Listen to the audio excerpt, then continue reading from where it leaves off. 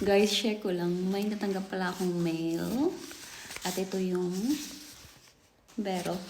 Vero means tax dito, guys. So, at na-check ko na to. At actually, meron akong tax return. I'm so excited kasi last year, hindi ako nakatanggap ng tax return kahit €1. Pero, wala din naman akong nabayaran na parang yung parang penalty. So, okay lang. Pero this year, may natanggap ako. And isi-share ko sa inyo kung magkano. Pero, huwag niyo akong utangan. Kasi first time kong makareceive nito ng ganitong amount.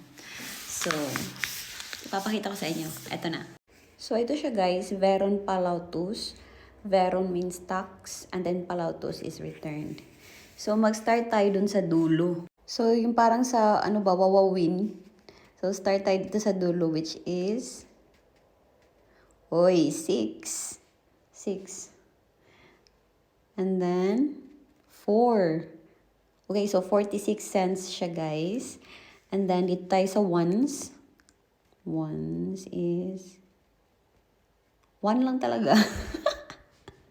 1. Okay, so next is tens, which is, 61. 46 na siya.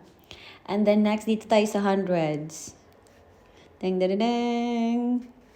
61 lang pala.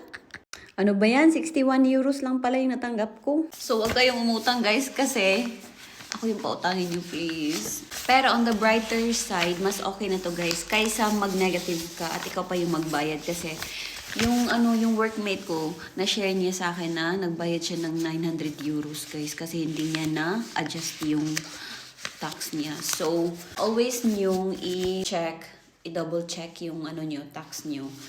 Kasi pag parang mababa na siya, talagang taasan nyo. Kasi magbabayad talaga kayo dito, guys. 900, ang laki nun. So, okay na to. At huwag kayong mag-alala kung masyadong malaki yung kinakaltas na tax sa inyo. Kasi makukuha din nyo naman yan this August. Ito nga yung mga tax return. So, isipin nyo na lang savings nyo yan. So, yun lang. Share ko lang. Bye!